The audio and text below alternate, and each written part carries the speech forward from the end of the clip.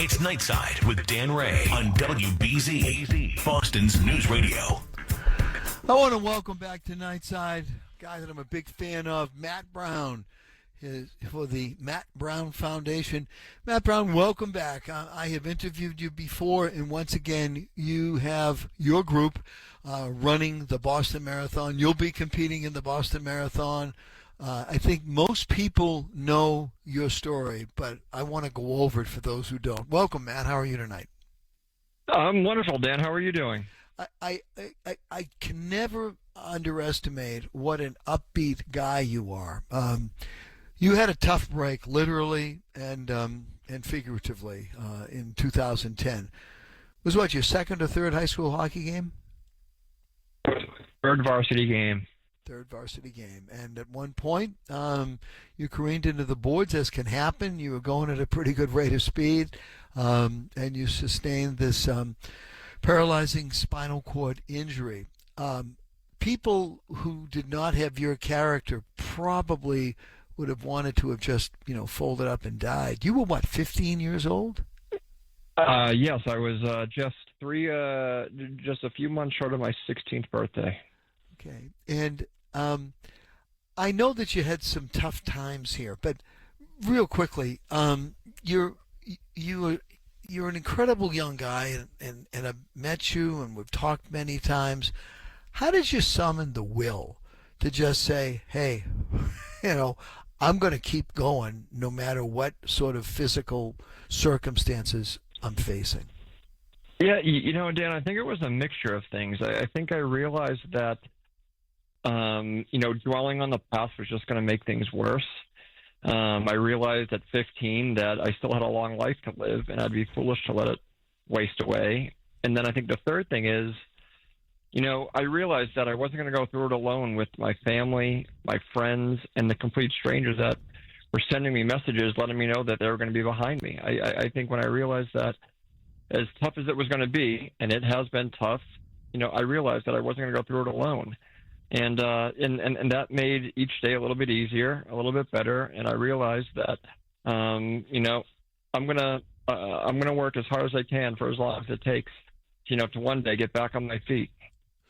Well, you have certainly. I expect you will be back on your feet, literally. But you went to college. You have your college degree, correct? Yeah, I did, and it's funny you bring this up because I was just approached by Stonehill College, my alma mater. I graduated there in 2016. They are going to honor me with an honorary degree at this year's graduation. Wow, that's fabulous news. That is fabulous news. Really cool. Well, I think that you've been an inspiration to a lot of people. You also wrote a book, which is entitled Line Change. Anyone who knows hockey knows that line change is a part of the game.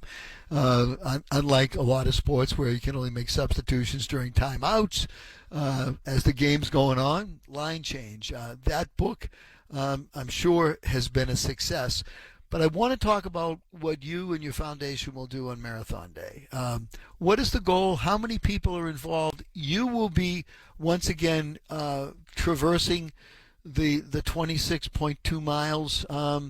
Who's working with you this year on that? So it's my running partner, Lucas Carr. This will be our 12th. This will be our 12th Boston Marathon, 15th overall.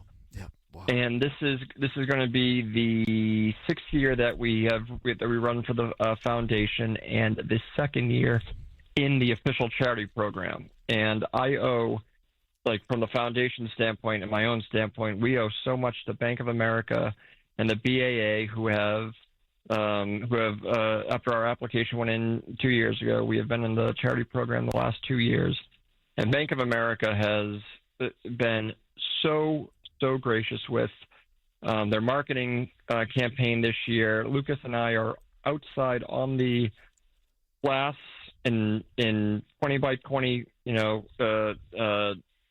demographics of us pushing on the Bank of America headquarters building. Wow. We had an ad in the Sunday Globe a few weeks ago.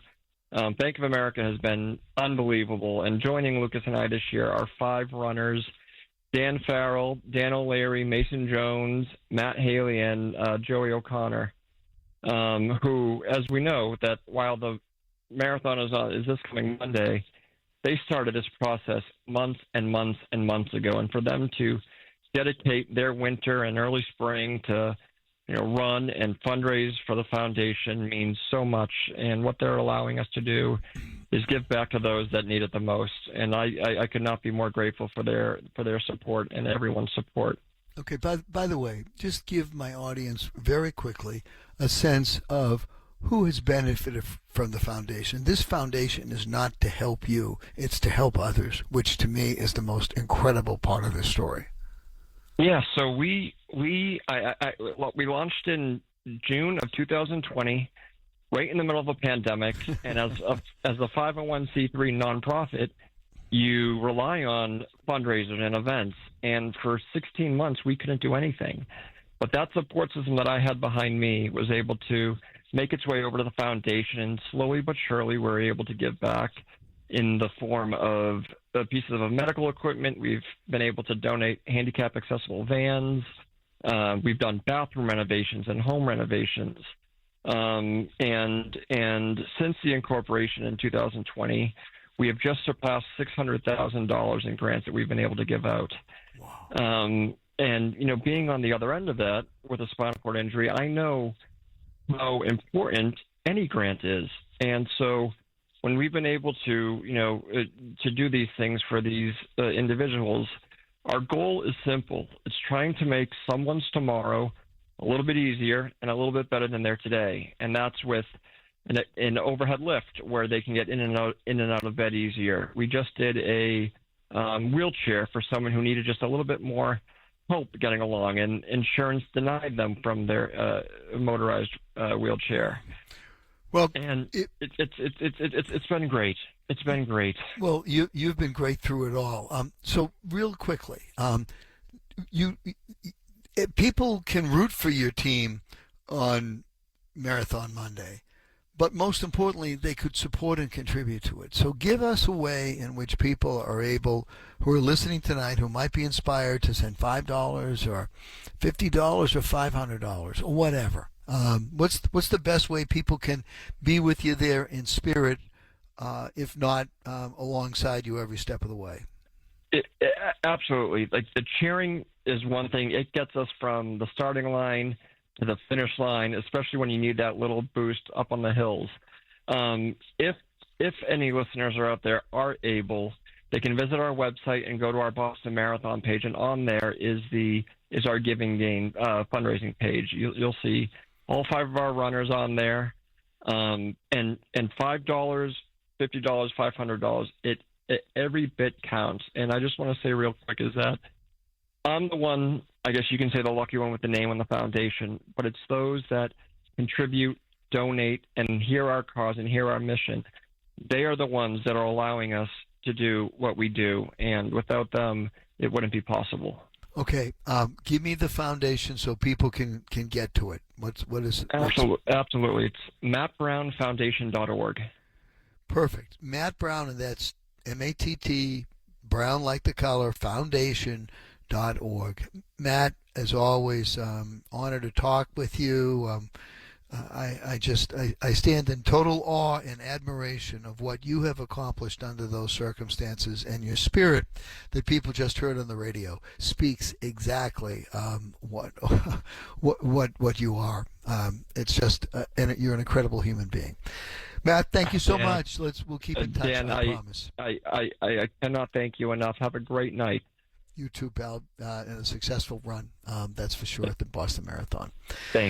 Thanks, Matt. And I also want to give a shout out to the guy who introduced me. I should have mentioned it to Matt Brown, Jack Doherty of College Hype. Jack Doherty and his team are some of the most charitable people, and Jack is a great human being as well. He heard about Matt Brown, has taken him and worked with him, raised money for him. Again, really been honored to know Matt and Jack Doherty. Back on Nightside after this.